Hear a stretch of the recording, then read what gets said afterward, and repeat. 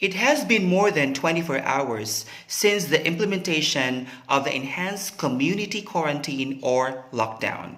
Lives were lost, few are recovering, but thankfully, we have survived.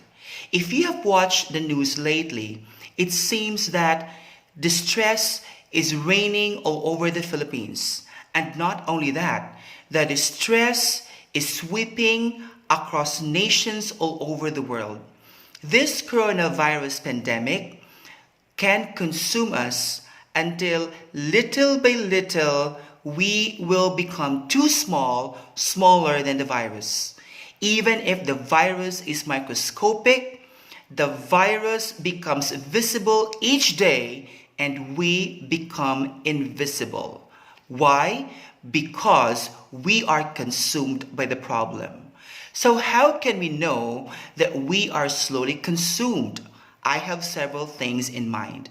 First, we find ourselves completely preoccupied with how to deal with it. So we end up eating a lot of bananas. Then we also end up eating a lot of eggs. And then we try to disinfect ourselves with alcohol until we become alcohol freak. And we also try to cover our face with a face mask and try to cover everything so that we'll get protected. So that is how preoccupied Filipinos are and the people in general. Second, we obsess ourselves with the outcome and we try to strategize ways on how to flee from the virus. We try to look at all possibilities on how to flee from the virus, on how to get away from the virus. So, third, we try to sleep thinking about the virus. We dream about the virus and we talk about the virus while sleeping. We become somnambulists.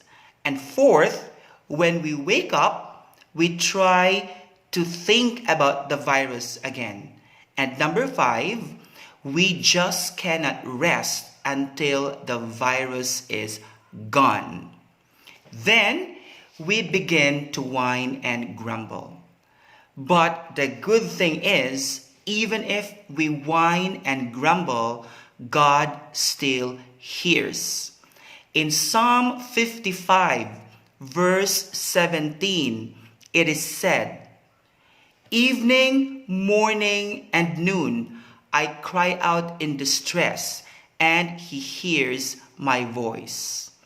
He may not be liking our complaining, but He knows our pain.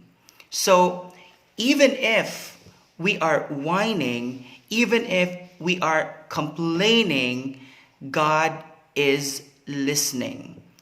And God is listening because He loves us. And His grace tolerates our attitudes. So, whatever you shouted out in Facebook or in Twitter, like, "Asa naman among quarantine pass? Asa naman among bugas o sardinas? Kanus aman mahuman ang lockdown? Mayor, sana all." You can shout all of this to God.